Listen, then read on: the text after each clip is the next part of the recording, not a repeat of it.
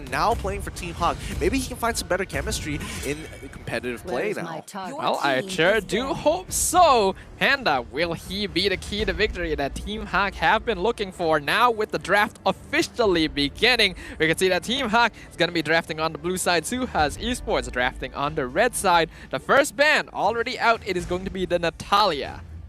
Okay, expected to be seen. It looks like, Team HAQ has done their research when they were fighting up against SUHAZ Esports. Vinsmoke in particular has been quite a menace when it comes to just assassin-style supports. Natalia in particular being one of his top picks. SUHAZ Esports is going to respond by banning out the Fanny. Yeah, but when we're talking about assassin roamers, especially with the Natalia here, I feel like more emphasis has to be given to Min. This is a hero he's really comfortable with, well known for being a very big nuisance for. Considering that they are on the first side, banning this out indicates that Min might want to lean away from this choice here in Game 1. Here's the problem I have. I think that's a great observation, but my problem is the fact that Vinsmoke has only played Saber throughout his games against Todak. So we don't know how deep his pockets really go, but we know for a fact that Min can play Franco. So I think he's in the clear. He can play Franco, he can play Atlas, all the traditional tanks you would expect. Well, Tamas going to be the next ban from Team HAQ. As you mentioned, Min, a very flexible roamer, and we've already seen just how many pocket picks he has in his hero pool. On the opposite side, we really haven't gotten the chance to see much of Vinsmoke yet, only having played Saber so far to differing degrees of success. It is very good at picking off a single individual member of the opposite team, but lacks utility in terms of the overall game.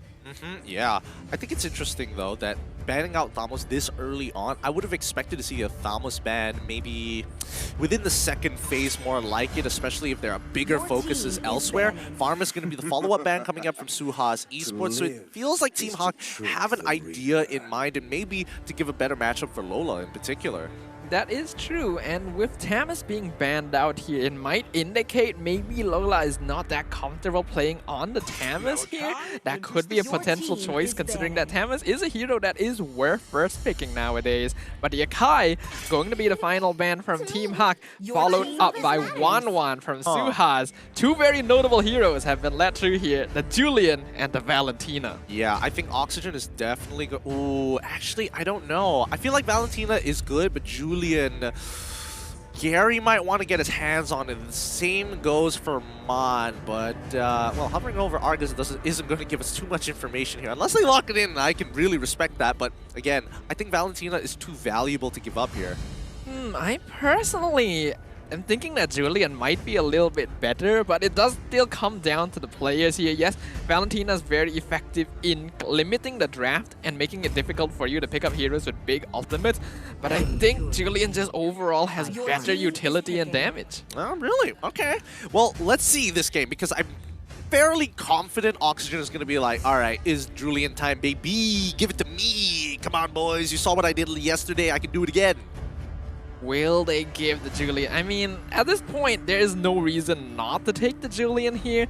The question is what other hero they would want to go for. Eve so far has been a hero that has been contested fairly much, but I don't really like it, especially with the Valentina on the opposite side here. And we know that Oxygen is most likely going to play the Julian instead of Razin.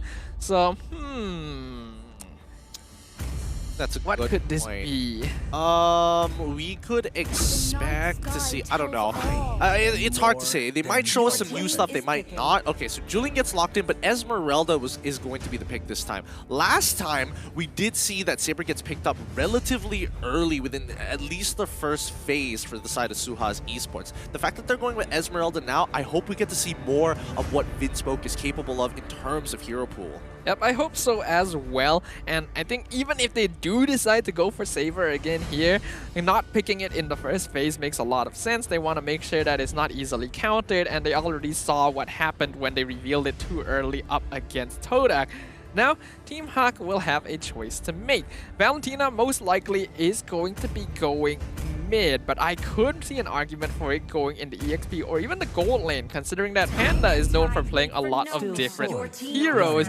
But no, they're actually just gonna show a bunch of their cores at once. Beatrix and Ling gonna be picked up by Team HAQ. That's what you want to see. Gary gets to play his assassins. Panda is going to get a comfort in Beatrix. I think this is going relatively well for them so far. Let's see what SUHAZ Esports wants to respond with this. Again, we haven't seen Yves get picked up by either side because, again, we are seeing the Valentina and Julian, but it's surprising to me, you know? I would expect somebody to eventually pick it up. This time, I think SUHAZ might be leading maybe towards either... They can hold off on the jungler, I feel. They're most likely going to go for the gold laner here, right? They're going to just mirror them. They still go for the Saber roam at this point. We've seen them pick it to counter Ling in the past, but... Okay. Wait. They have locked in Sicilion. All right. So this is Jungle Julian? Jungle Julian, most likely. Or, I mean, Esmeralda's already in, so not going to be EXP. But I think... I mean, what are the odds we are going to see support Julian? I don't really like it. Right? Because there's been so many different nerfs to Julian at this stage, and this current patch that we're playing in. Is he still going to be as effective as before? I doubt so, but I wouldn't put it past him. I mean, just as effective as before, no, but effective. Yes, we've already seen plenty of how strong Julian as a hero is overall. His damage and utility is still top tier despite all the nerfs. But the second phase of bans now ongoing, Daroff has been banned out by SUHAZ Esports, which does make a lot of sense. Again, a hero that counteracts Esmeralda very effectively in that EXP lane. Followed up by Brody for the side of Team HAQ here. They're just limiting the matchups for the gold lane. Now, Rexman, he's got to think about this for a quick second, because I think right now they're currently missing. They still need a gold laner of their own. They can still play Clint. Popo and Koopa is also up for grabs. I think Team HAQ don't mind if it's going to be Clint, because at least Link can run him down. Popo and Koopa might be a little tougher, but we'll see. We'll see where this leads. I personally would like Popo and Koopa the most out of SUHAZ Esports here, because Beatrix is a hero that will just be oppressive to basically any marksman in the game. Popo and Koopa is basically the only hero that actually has a somewhat favorable matchup there. So if SUHAZ wants to make sure that their gold lane is in a good spot, they would want to pick it up for themselves. I'm actually kind of surprised they would ban out the Franco, because I actually feel like they're in a pretty okay spot to pick it up themselves. Yeah, I thought they were in an okay spot to pick it up for themselves too, but okay. I think it's fine. At the end of the day, they just don't want Min to have something that gains access and to slow down the jungle, especially if you are Julian, where your clear isn't the fastest in the world to begin with, right? So now we come back over to Team HAQ. They've been banning out gold laners. They're getting rid, they got rid of Brody. Do they want to continue on with this trend? I feel like if they're going to ban Brody, they may as well ban Popo and Koopa, because I just don't see why you would ban Brody and then go for a different position, but that is actually what they end up doing, which is very strange to me, because I don't feel like the Paquito is going to be picked up anyway, right? The EXP and jungle roles on SUHAZ are already taken. Hard to say. Honestly, I think it's a little hard to say here. I guess Team HAQ wants to just limit the opportunity of if this Julian decides it wants to go somewhere else other than the jungle, right? I guess that's the biggest thing. A narrowing factor, right? So now SUHAZ Esports, on the other hand, they're going to get the first pick of the second phase. They could look to keep a big question mark over the Julian, or they can kind of predetermine where he's going to go to find for their last pick. And it looks like, yes, Clint gets picked up by SUHAZ Esports. Okay, that makes sense to me. Grabbing the Clint here does kind of confirm that they're actually keeping this Julian in more of a mysterious position, which leads me to think, like, can Vinsmoke play roam Julian? Is that a thing? I mean, I've heard about it. We didn't get to see it too often during MSC, and more importantly so, I think that even in pubs, people have been testing, you know, Julian when he first came out. He can kind of do everything. You can put him in any position and he feels kind of good no matter what. But now that he's been nerfed, different story. I guess that's part of the perks of being a hero with so much utility, right? Having damage, CC, and escape all in one package. Team HAQ gonna complete up their draft with Lolita, which makes sense. And Nana appearing for the second time here at MPL Season 10. Very interesting. So... Oh, man. That's weird. Oh, man, that's so weird. The thing is, for those of us who play a lot of pubs in ML, Nana is like a bane to our existence. That morph is so annoying, and the ultimate is actually a lot more effective than you would think. But you never expect pro players to really pick it up here. So I'm wondering what the plan is with this Nana. How do they want to combo around this? I think they just want her wave clear and just arguably her disengage, right? I think Valentina has the opportunity to actually move herself into the EXP lane if wanted to, right? So it looks like Lola is going to be switching over. Yeah, there we go. So it's going to be Valentina in the EXP lane. If we look back over to SUHAZ Esports, it's going to be a Julian jungle. All right. I think, okay, this all worked out in the end. It all worked out in the end. It's interesting composition coming in from Team HAQ, and I'm excited to see because I feel like SUHAZ Esports, very straightforward draft. Okay, I think I see what Team HAQ is going for here. We already know about the Min-Man synergy combo. They have Lolita, they have Nana. This is just the ultimate early game gank duo. So much CC, so much control. Nana is being picked up in lieu of a hero similar to, let's say, Eudora, except with more utility in the form of her passive that allows her to escape if she gets caught out. So Team HAQ wants to snowball off of this early game, roaming around with Min-Man and the Ling. And on the opposite side, we can see SUHAZ Esports will have a lot of scaling, lots of damage for themselves, but they need to hit that late game. You can hear the cheers here in the hall. The fans are excited, so get excited, ladies and gentlemen. The Land of Dawn beckons once more. Yep, let's jump right on into it. It's going to be a best of 3 here between Team HAQ and SUHAZ Esports. They're going to need every point they get, and SUHAZ Esports, they don't want to end the week 0-2. They gotta step things up. They gotta show what they have. And Gary, he's gonna be able. Ooh, Vinsmoke might force him to actually go for the retribution. Yes, he does. That's what you want to see. Yep, that's already a success from Vinsmoke there. Being able to force out the retribution on the very first buff of the game means that Gary cannot contest the Little Wonder. We can already see Razin there going to be able to secure it without too much problem. Yep, and Man, he's just going to focus on wave clearing. He wants to minimize. He doesn't want to get hit by the bat impact, and he should be able to do this pretty safely for now. But more importantly, he has some form of control in the mid lane. If Sicilion wants to move out of there, Man is going to know. Yep, that is the effectiveness of the Molina there, being able to not only morph people, but also scout out areas for the rest of the team. We can see here, Min already checking to see whether or not SUHAZ are taking that purple buff, but that is a 2v3 situation. He'll choose not to go for it. Almost steals it with a flame shot, but nope, Razin gets it. Yep, very smartly done. Gary, he sees the interaction. He sees where a majority of the members, he confirms that Julian is still there, makes his way on out, but he is a level down. Razin is making sure that he's staying ahead of the curve. Yep, so we can look at the emblems overall. Nothing too out of the ordinary. Everyone's going for emblems that are pretty typical for their heroes overall. So I don't think there's too much for us to talk about here. What we do need to talk about is the fact that the turtle is going to be coming up, and SUHAZ have control over the bottom lane. Yeah, but Lola, he gets knocked up, and unfortunately, a Falling Star Moon is going to connect. And there we go. Lola tries to turn things around with the Unstoppable Force. Flickers on out of there. As Sikri Norsana needs to make a choice. But now it's going to be Min left all by himself. Forcing that flicker out too is going to mean that SUHAZ Esports will easily take this first turtle. I think I didn't really notice until now, but this is actually an EXP lane Valentina. So Lola wants to get as high level as possible against Sikri Norsana, but they do end up losing on that turtle. Looks like Gary actually chose to give it up in lieu of invading the enemy jungle instead. Oh, a good combination with Vinsmoke and Oxygen, forcing Gary out of there. He manages to get the steal regardless in this Tempest of Blades. Ooh, that could have been bad for him. Yep, but then the response from Ryzen, he's going for the enemy jungle now, but really good rotations from Team HAQ, gonna make sure that the Julian cannot try anything too tricky here. Right now, Team HAQ playing a pretty solid early game, but SUHAZ are actually the ones with the slight gold lead.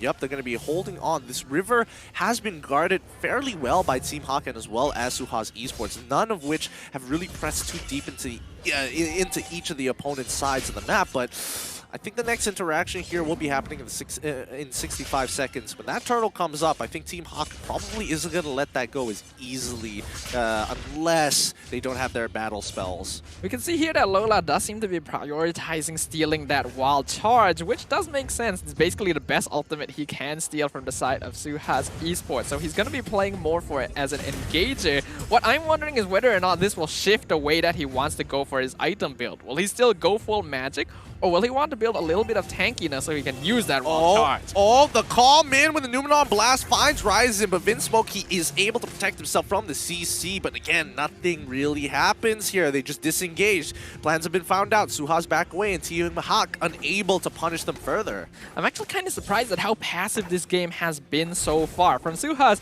we're already expecting that they're not going to be quite as aggressive with the exception of Vinsmoke and Razin, but I was expecting Team HAQ to go for much more aggressive engagements. Yeah, here we go. Gary looking for the first blow. Oh, the Vinsmoke finds it. Able to get the Blade of Tempest right, but Abumon quickly flickers on out of there, but he's still going to get chased down. Ryzen able to turn things. He finds one, finds a second as well. Double kill coming out of Ryzen, and now Team HAQ forced to back away. That was not really worth it for Team HAQ. They lose both Min and Gary, which means that the turtle might go to SUHAZ, but they do find a kill on City Norsana. Ryzen doesn't get the turtle, it goes to Panda! He gets picked off, killing spree to the Julian, and now Lola is in a bit of danger, wants to try and chase them away, uses the flicker to get out, and Man picks up the kill on Vinsmoke. Finally, a profit. Team HAQ able to start the engagement off with a pick of their own, gets punished, but now wait, can they get a little bit more here? Nope. Min unable to flicker any more forward than this. Numenon Blast not going to connect. Ooh, just a lot of action all of a sudden. The game was so passive right before that, and then instantly a massive team fight. And the fact that Panda was actually able to secure that turtle there means that the net worth lead shall now go in the favor of Team HAQ. That should not have happened, really. SUHAZ Esports were the one that had the retribution. Yeah, I mean, well, to be fair, Razin did actually use his retribution significantly early in that initial fight, so he didn't actually have it when he was trying to secure that turtle, and that's why Panda was able to steal it away just in time. But now, top side, just a lot of bodies here, a lot of traffic happening on the top side of the map, with Min making sure he controls this side of the bush, and Vinsmoke face checking, making sure that he protects his team. He doesn't want to go back in there again, right? Is he going to make a chance to go in? Either way, though, it does look like a lot of attention is going to be given to the top side of the map right now. Panda and Abumon both have the highest goal ranking, basically even, and these marksmen are going to be quite important once the mid-game comes around to secure more objectives and advantages against their opponent. Team HAQ, though, overall has a 1k net worth lead, but that's not much to be said for it. It still can go either way.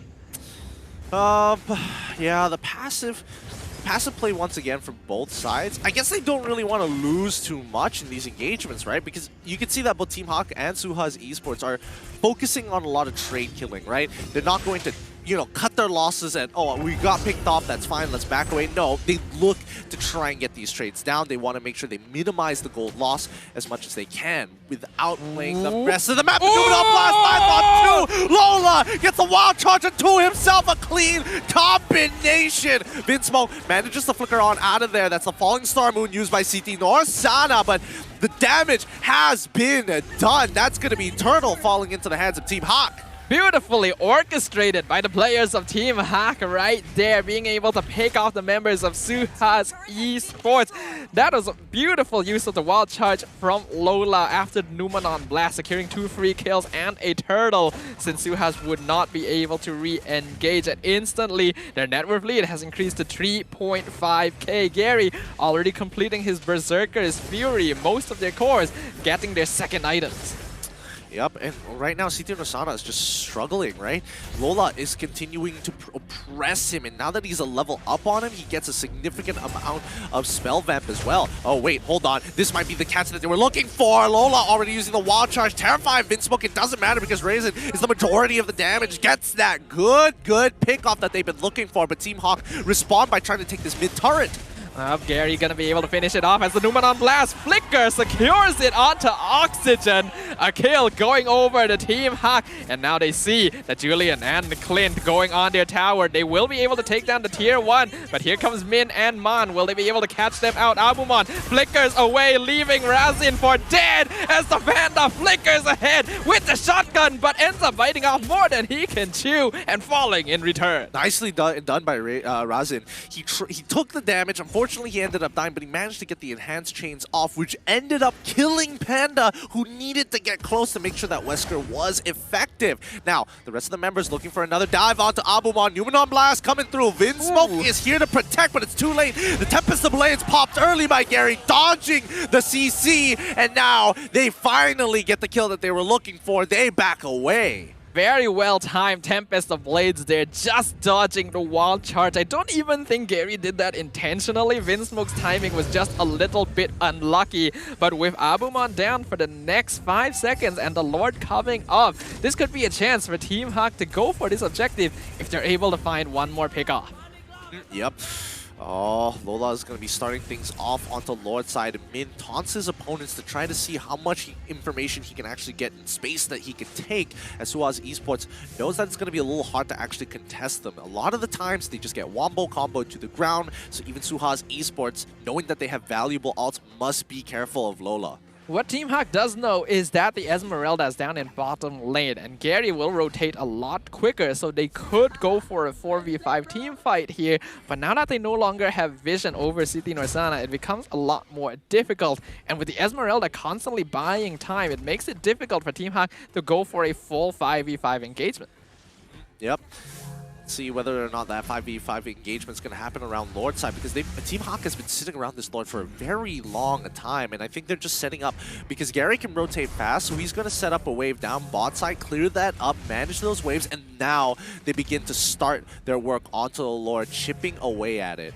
Yep, the Lord going to be playing a game of resets here as City Norsana continuing to do a very good job of just cutting the waves. We can see Gary is coming in from the back line. Team HAQ, they want to make an engagement here. Min gonna go for the concealed play. Gets caught out by Sanguine Claws though, so he doesn't get the stun he needs. Team HAQ now shift their priorities over to the Lord. Will they be able to get it before SUHAZ can respond?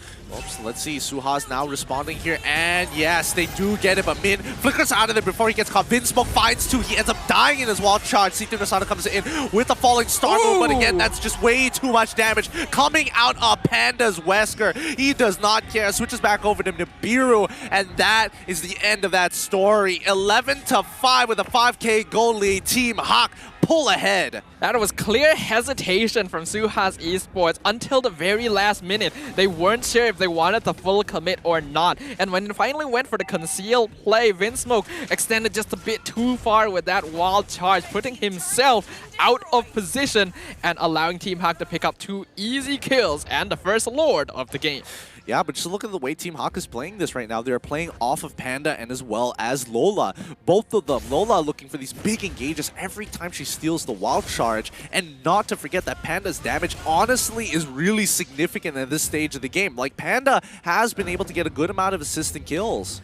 We asked our AI for its winning prediction as well, and it seems overwhelmingly in favor of Team HAQ, who now has a near 8K net worth lead 12 minutes into the game. The next thing they're going to target are the inhibitors. They are able to clear up the midway, but the Lord is now crashing up top. Yep, if they can get an inhibitor here, that's already a big win. You notice that, oh, they can't really get into this. They get hit by the polymorph, and then 5 in smoke. Raisin, he's in trouble. The Numenon Blast takes him out. CT Norsana underfarmed, is overwhelmed, and is forced to move back. Panda healing back up with the HAZ's Claw, and this is great for him because he can continue the siege down towards that bottom side. They've already got 2 inhibitors. Let's make it a third. Excellent discipline from Team HAQ, backing off, not going for the kill count here. They want to get this final inhibitor, and they pick it up easily, instantly backing off from the base, not going for more than they feel they can take. They finally breathe. 1 minute until the next Lord. Let's look at the item list and look at how big Panda is right now. 4 complete items here. And even Gary himself, he's barely seen these team fights very often, but he has been picking up these kills like nobody's business to get almost full build. He's 1 item off. Yep, the same can be said for Lola. Team HAQ are in a very comfortable position now, and they've hit that 10k net worth gap. We can see from that last Lord push as well, the amount of gold EXP earned just from that one singular push by, again, the first Lord of the game. And you can tell just how commanding the lead Team HAQ has is. Yep, 7,000 gold earned. 40,000 in terms of tower damage. This is a brutal lead indeed, and SUHAZ Esports falling significantly behind. It's just, there's nothing they can really do about this unless they get a potential pick off of Panda. Maybe there's an opportunity, but even then, chances are Abumon does not have enough damage to get through Min specifically. Wild charge onto Min as the response from Lola instantly, but that's a lot of damage in the backline. Gary gonna get shut down by the Julian. He might have underestimated their DPS there, and that's gonna be a 1-for-1 trade. Lord is now being done by Team HAQ, and SUHAZ, I don't know. It's tough. They could look to contest this, don't get me wrong. Resin does have 12 more seconds until the retribution. They need to take space. If they could get another pick, that would be the most ideal situation. But even now, if they're going to go for this 50-50, it's a risky 50-50. Yeah, with Gary still down for 5 seconds, Team HAQ wants to reset this, but they're doing a good job of just pressuring SUHAZ, not allowing them to engage onto the Lord, which means that Gary should be able to come back quite soon.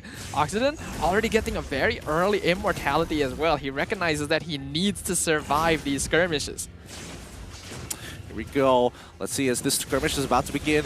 Yeah, they're going to be sending around. Vinsmoke tries, but he gets terrified right before he makes it happen. It's too late. The engagement has failed, and Team HAQ finally have the last piece of the puzzle to look to close this game out. That's going to be a pretty big Lord take from Team HAQ, with SUHAZ Esports' base completely barren, no inhibitors to speak of. This is going to be a difficult defense. Luckily, based on the timing, Vinsmoke should be back to be able to assist, but will it be enough? The waves are getting synchronized by Team HAQ as now the final blow is about to commence. SUHAZ Esports, they've hit the 42k mark, but Team HAQ are just too far ahead here. They have to wait for Team HAQ to make it. Oh my god, no. I think they're going to go for it. There we go. Now they're looking for this slight engagement. They're trying to slow down this Lord. Oxygen doing his best with the bad impact, but City Nasana comes in with the falling star mode. He survives, manages to hold on for a little bit longer. Oxygen, he's got damage, but they push them back. It's going to be Raisin who falls down first. Abumon is trying his best, but Oxygen needs mana. Min might be the next to fall to the bad impact. Panda's trying his best, but the range is too far. Oxygen sits under the crystal, the last hope to hold on. They have to clear these waves. It's 2-for-1 trade. They find Panda as well. Oxygen succeeds. By the skin of their teeth, SUHAZ Esports will be able to defend their crystal against a desperate push by Team HAQ, and it does look like their DPSs are starting to scale up. Both Oxygen and Abumon doing so much work in that last engagement to slowly pick off members of Team HAQ who do not realize Cecilion and Clint are heroes that have such long range that you're not even aware that you're within kill shot. Oh, I mean, it just feels bad, right? I mean, what can you do? Panda wants to be able to snipe somebody out. When you have Wesker, you're a little too close for comfort, but Oxygen, he has scaled, and I think this defense has brought back SUHAZ from a losing situation to now a potential turnaround here. And here we go. Oh, 50% of Gary's HP is gone. The wild charge connects onto Min. He goes down straight away, and even Clint has damage now. So this is becoming a problem for Team HAQ. It looks like they've just been outscaled, and it's important to play around these big ultimates. This is not so good here for Team HAQ. We're seeing negative value on that last Lord push, and now SUHAZ want to go for more. A beautiful wall, but Panda reverts it, getting the kill onto Vinsmoke, forced to flicker out of Sanguine Claws. Here comes Gary to make sure to zone them out, but he just stays for a bit too long and gets picked off by SUHAZ Esports. Oh, that was huge. A huge play. And now SUHAZ are back in it to win it.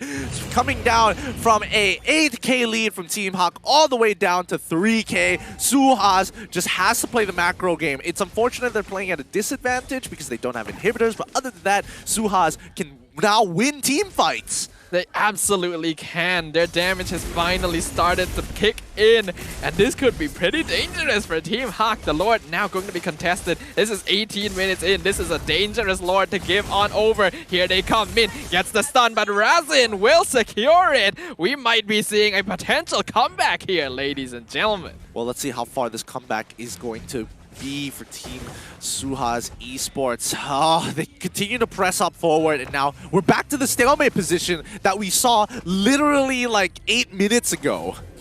We have just seen a 10k net worth lead reduced to 1k, and in terms of items done, basically all the cores on both teams have already achieved full build. Considering what we've been seeing today, it's starting to seem like a 10k net worth difference may not necessarily be a death sentence.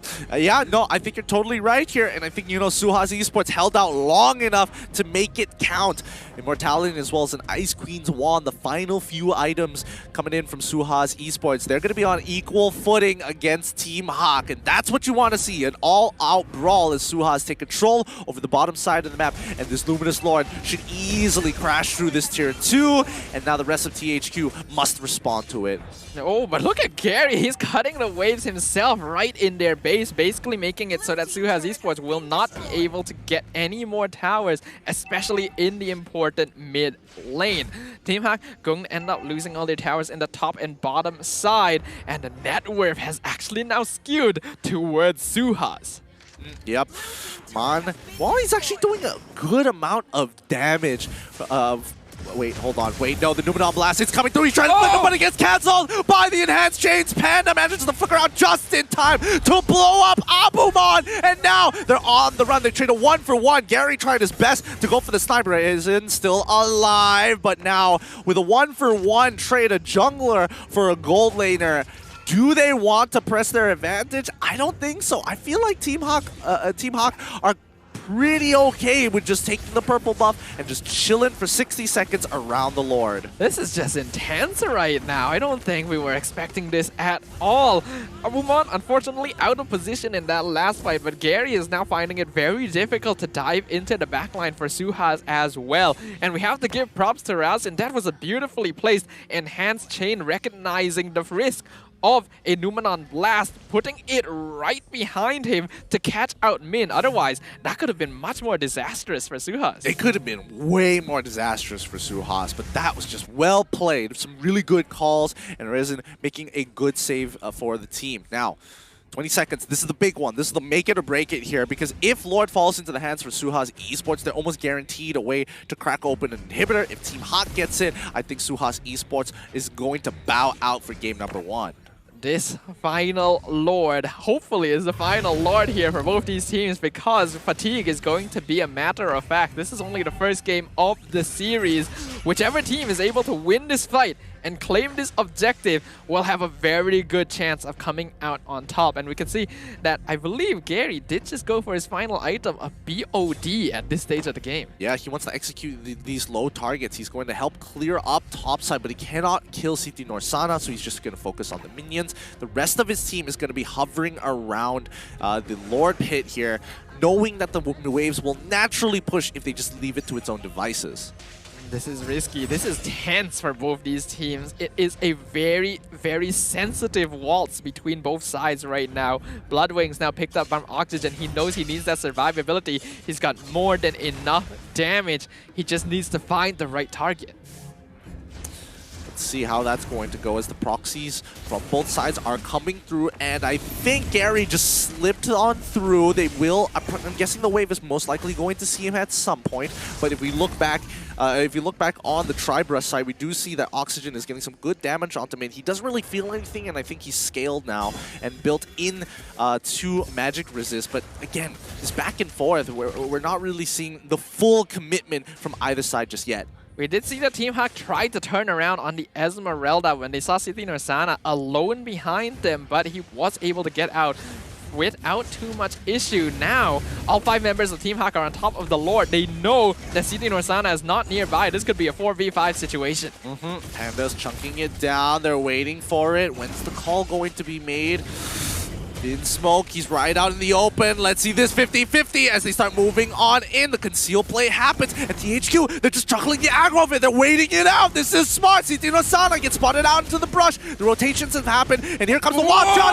Knocking two, finding two more in the wall.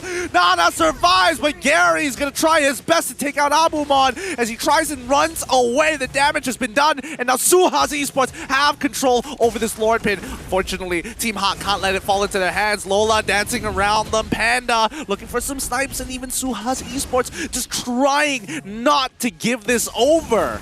We can see that Gary decided not to teleport back to his base after all, and that's not the best situation. He doesn't have purple. He needs to kill Jungle Crease to heal back his HP, and both teams are still playing very precariously around this. Winsmoke gets a nice stun. They find Panda. Immortality pop down. Gary comes in, picks up one. Immortality pop. They find Razin. Gary alive. Panda alive. Citino Sana will be able to pick up that final kill, but guess what? Lola's in the back line. He's on top of Oxygen, and guess what? Gary's running for it! Pushing! Gary's in the back line! The minion wave is approaching, but Citino Sana is back. Gary has no HP. He can't go for this, but guess what? They found Oxygen! Oh! Winter Trunking keeps him alive. Oh! He gets the trade! He gets the trade right at the very end. A monster kill coming out of Mana. 4-for-2 trade, and now with 3 members alive, Team HAQ are looking to end this. Mod can clear that wave, and Gary can help him out.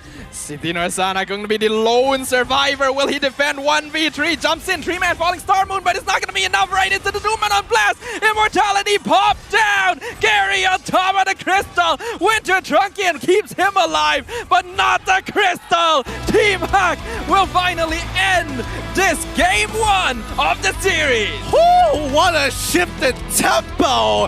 THQ comes up with game number 1. GG.